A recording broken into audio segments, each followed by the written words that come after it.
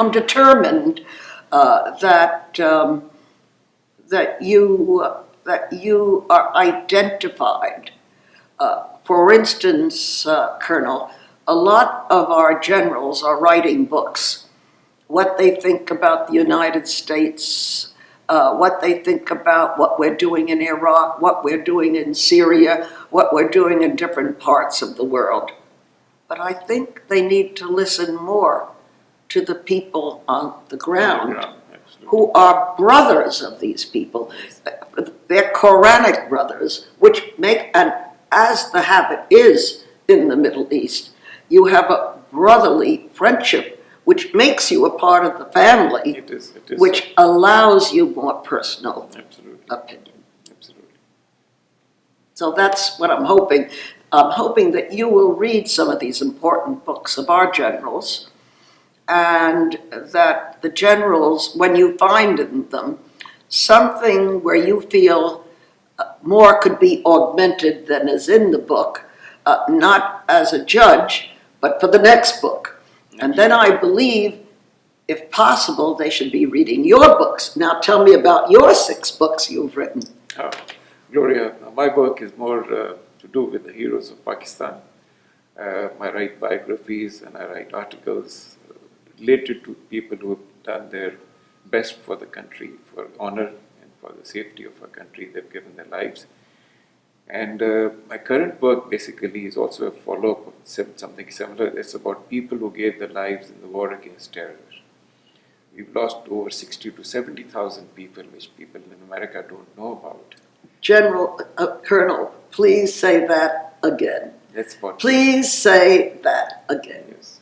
So, I want to reach out to the American people, like I'm here, to tell them as to what kind of difficulties, the sacrifices we've been making ever since 9/11. Because the war started after 9/11, but we're the ones who have been bearing the brunt of it ever since. And the kind of bomb blast we have, every day we have a bomb blast taking place. Even the schools, the educational institutions, the colleges, they are not spared. Lots of people in uniform, even 3-star generals and 2-star generals have been targeted and they've given their lives. And it goes on and it goes on. Well, I don't think it's only 9/11. So I think it's when the United States attacked Iraq. Yes. And once again, you're part of the cleanup squad. Absolutely. In the Iraq question, and then also the problems, and that's where I want to ask you more about Afghanistan and Yes. the relationship of Pakistan with Afghanistan. What can the United States do more? Guided by... That's a very good question. Guided by people like yourself, because my feeling is they should take people like yourself, other military friends of yours, the cadre, who know the area, and not tell you, listen to you more. Or try it. Try your idea. That makes sense. Gloria, reason being, we've been living together.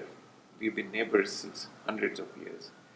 And let me tell you, the population that you call as Muslims in India, yes, primarily came from Afghanistan. They were the ones who came 300, 400 years back as part of the invading Afghan forces which came to invade India. Because India was, to everybody, the golden bird. And everyone, even the British, the Portuguese, the Dutch, you name them, Spanish, they were all there. And so did these conquerors who came from Western Asia, even Genghis Khan, the Mongols, and everyone having their eyes right in India. So a lot of us have our families who have links with Afghanistan. So traditionally, we are one people. But you had royal families in India, Yes. and you had the Mughals, the Pakistani aristocracy, who were very close to the royal family of Afghanistan. No, they were actually... They were intermarrying. All these Mughals, they were actually Mughals. The first Mughal king, Babur, he was an Afghan. He came from Kabul. He's buried in Kabul. Yes. He's still buried. So there's family relationships. So there's family relationships. You can't separate the two countries. We are basically good neighbors. So is Iran. We have very Yes, common as a bonds matter with of them. fact, We have very common bonds with many them. of your Pakistani This makes a very natural block, basically, being neighbors. And alongside, if you look at the entire Gulf situation, even the other Gulf countries, because of being Islamic, we are Muslim countries, we ought to be together. Well, you'll find when you go to Saudi Arabia and the Gulf countries, there are Indian and Pakistani always right hand to every important prince, including the king. Absolutely. If it's Pakistani, of course it's Muslim. If it's Indian, it's Indian Muslim. But they are there. I was in Saudi Arabia quite some time, and I had the pleasure to stay in the palace of Prince Mohammed bin Saud bin Abdulaziz. He was brought to the throne. So when you're in somebody's palace or home, you see who they have around them. Oh, yes. It was always an erudite, important Pakistani or Indian Muslim, of course. They were very close to them. Absolutely. Like you just said, in the 80s, when the Holy Mosque was attacked by some militants, it was taken over for a short while, and that was the time the king called Jan Ziaul-Haq in Pakistan to send in Pakistani forces. And I was part of that contingent. Is that the Batans, or that's another group? That's another group. That's another group. They were militants, and it was taken over. But they were eventually flushed out. And for once, normally, the prayer or the worship doesn't stop in Mecca, holy Mecca. It goes on around the clock. And that was one time when something like that happened, and it interrupted But this everything. is historic, and this is where this is needed, because everybody knows now about the fracas in Saudi Arabia recently and in Mecca, where ostensibly about 700 Iranians died, but it was because it wasn't well coordinated. For whatever the reason, somebody sounded an alert, Yes. and then they became disturbed, and they ran out and crushed each other, Absolutely. running That's out the of most- the most- mosque. And who knows, that could have been a plot. Because I found one thing about Saudi Arabia. In a way, they're innocent, which many people may not realize. They're extremely hospitable. And I think an incident like this, or even thinking it could have been planned, they wouldn't think that way. Absolutely. It's interesting. No, if you go back, I was watching the events of the last Hajj, and do you know it was one of the most well-planned Hajj, and the Saudi royal family and the Saudi government is very much aware of all this, because there are millions of Muslims coming at that time, and if the staff work is not done properly or the homework is not done properly, it is very difficult to control. I've been on Hajj myself, and I know what it is. It is one of the most difficult events to organize, but I've given them full marks because they've been doing their best. Whatever happened was something unfortunate. My And, feeling you is know, it and could you- have like been a you said, plot.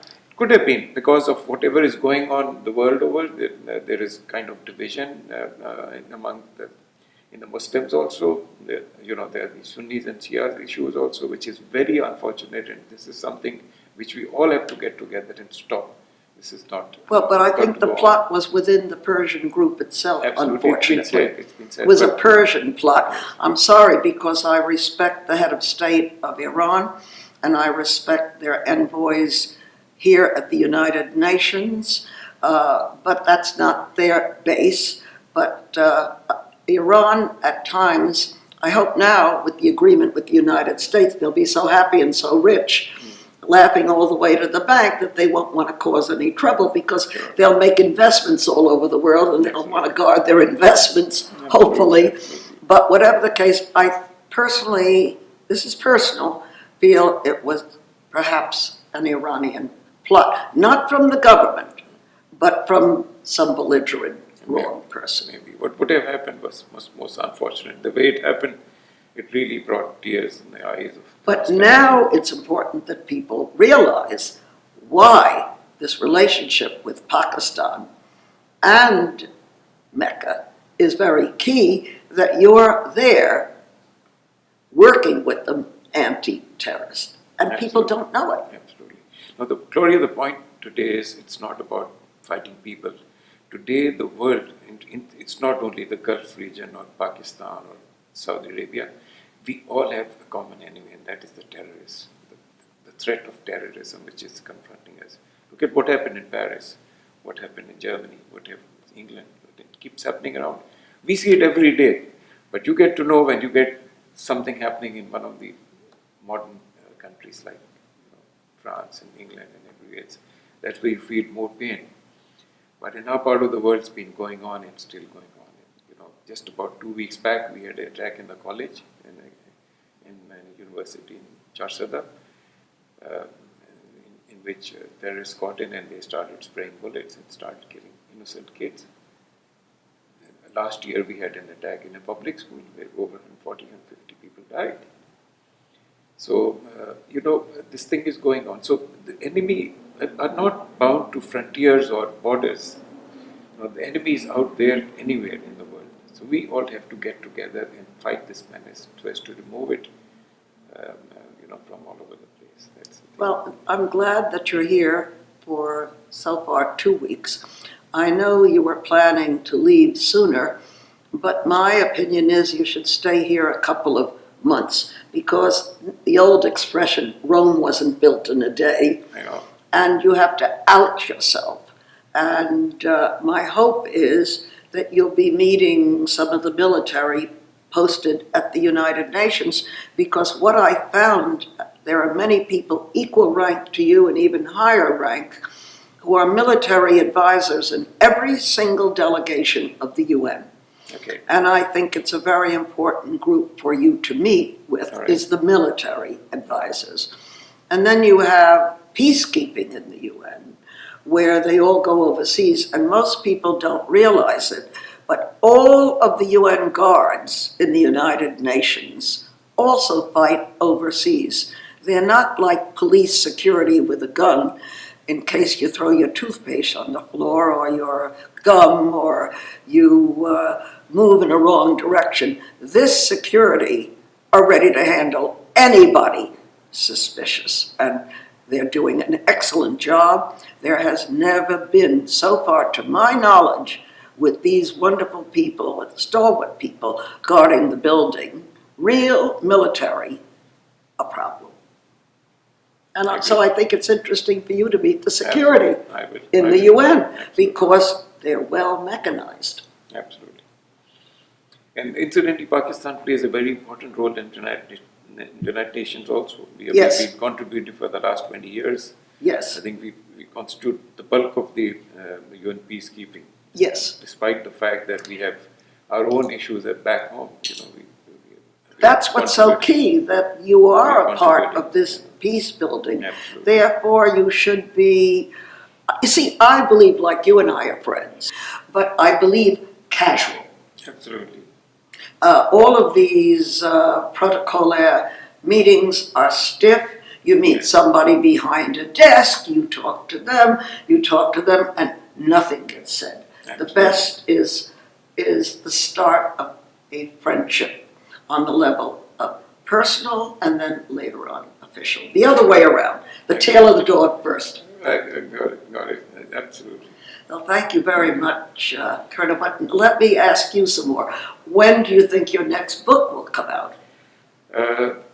Actually, Gloria, I've got a plan for 7th September this year to launch 3 books concurrently on the 3 first Commander-in-Chiefs of Pakistan Air Force, which is Air Marshal Asghar Khan, Air Marshal Noor Khan, Air Marshal Rahim. These 3 air chiefs, those 3 books are planned. They are well on the way to completion. I've been trying to get over them for the last couple of years. So that's my project.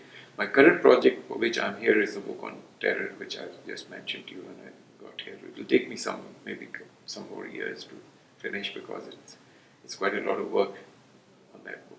And also you're going to be doing articles maybe for some Japanese publications? Yes, I've been approached by some Japanese people who wanted to know more about whatever is going on terror. And since I come from that region which has been confronted with terror, and I've been doing some research, so I've been asked to write something about it. Well, that's very important, because before the books, it it would be very valuable to write some articles. Yes, I agree with Gloria. And at some point, after you really feel your feet in America, Yes. and where the ears are open to listen, Yes. or where there is the possibility to open more interest, then let's hope you'll be able to write for one of the major newspapers, the New York Post, New York News, which are not the most famous in America, but it has a big audience. Right. There are many New Yorkers like myself.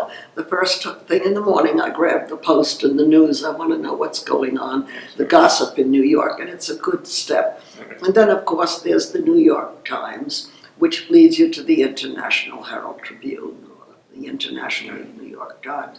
Well, I'm glad you're here, and I think it's very, very important that you continue, and if I can be of any help, I You've hope I already can. been great help, and I will keep looking for help from you. Yeah, I have an insight Absolutely. to the need in my country for YOU. And years ago, by the way, Majid Mobakar, because I'm pointing at you, Really.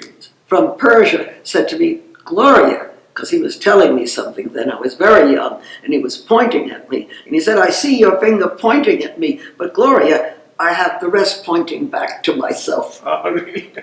So I'm using that scoop not to be rude and say, I'm pointing at you. Thank you.